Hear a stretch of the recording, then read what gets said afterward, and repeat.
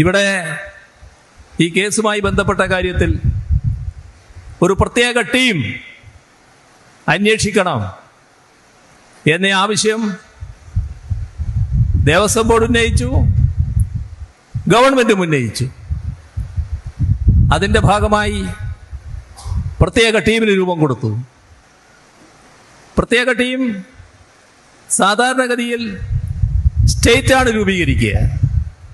എന്നാൽ ഇവിടെ ആ പ്രത്യേക ടീമിനെ പോലീസ് സേനയിലുള്ള നല്ല പ്രാപ്തരായ നല്ല റെക്കോർഡുള്ള ആളുകളെ തെരഞ്ഞു കണ്ടെത്തി രൂപീകരിച്ചത് ഹൈക്കോടതി തന്നെയാണ്.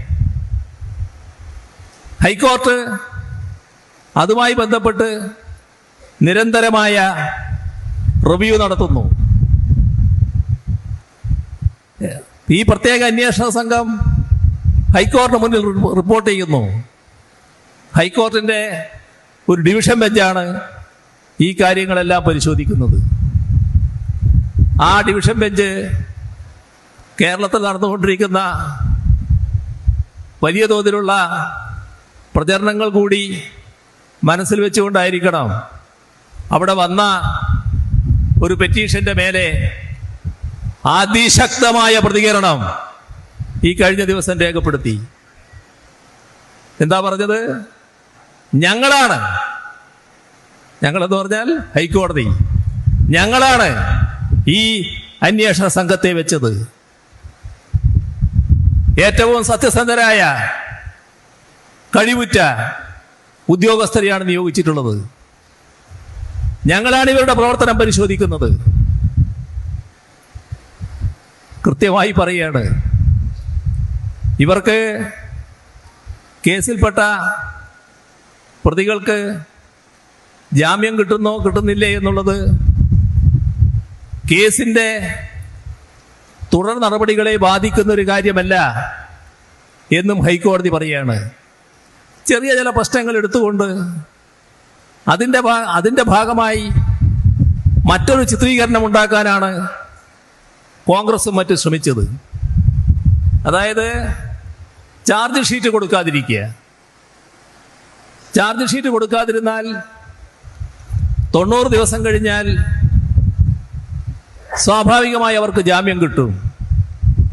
ഇവിടെ ആ അവസ്ഥയുണ്ടാക്കുന്നത് ഗവൺമെന്റാണ് എന്ന് വരുത്താനാണ് കോൺഗ്രസും BJPയും ശ്രമിച്ചത്, UDFും ശ്രമിച്ചത്. അതിന് മറുപടി ഹൈക്കോടതി പറയാണ്, ഹൈക്കോടതിൻ്റെ ഡിവിഷൻ ബെഞ്ച് പറയാണ്, ഇതൊരു സാധാരണ കൊലക്കേസല്ല. നിരവധി കാര്യങ്ങൾ സമഗ്രമായി അന്വേഷിക്കേണ്ടതുണ്ട്. അതിൽ പ്രതികളായവർക്ക് ജാമ്യം കിട്ടുന്നോ എന്നത് ഒരു പ്രശ്നമേ അല്ല. ശിക്ഷ ഉറപ്പുവരുത്തുന്നതിന് നല്ല രീതിയിലുള്ള തെളിവുകളാണ് ആവശ്യം. അതിന് കൂടുതൽ സമയമെടുത്ത് അന്വേഷിക്കേണ്ടതുണ്ട്.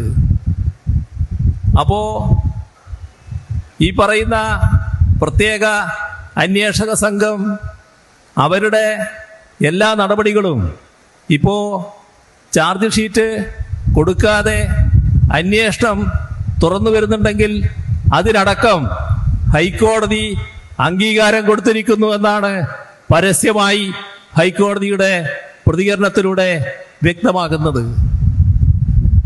ഒരു കാര്യം അർത്ഥശങ്കക്കിടയില്ലാതെ ഹൈക്കോടതി വ്യക്തമാക്കി, ഞങ്ങളുടെ മേൽനോട്ടത്തിലാണ് അന്വേഷണം, ഒരു ബാഹ്യശക്തിയും ഇതിലിടപെടുന്നില്ല. ബാഹ്യശക്തി എന്ന് ഉദ്ദേശിച്ചത് ചിലപ്പോൾ സർക്കാരിനെ കൂടിയായിരിക്കാം. കാരണം പ്രതിപക്ഷം വലിയ തോതിൽ ഗവൺമെൻറ്റും മുഖ്യമന്ത്രിയുടെ ഓഫീസും എന്നൊക്കെ പറഞ്ഞുകൊണ്ടുള്ള പുകമറ സൃഷ്ടിക്കാൻ നോക്കുന്നുണ്ട്. ഈ അന്വേഷണ സംഘവുമായി ഒരു തരത്തിലുള്ള ആശയവിനിമയവും ഗവൺമെൻറ് വക്താക്കളോ നടത്തുന്നില്ല. അതാണ് അർത്ഥശങ്കക്കിടയില്ലാതെ ഹൈക്കോടതി പറഞ്ഞത് ഞങ്ങളാണ് അന്വേഷണത്തിന് മേൽനോട്ടം വഹിക്കുന്നത്, ഒരു ബാഹ്യശക്തിയും ഇതിലിടപെടുന്നില്ല. അപ്പോ വിഷമാണല്ലോ ഇത്തരം കാര്യങ്ങൾ ചർച്ച ചെയ്യപ്പെടുന്നത്.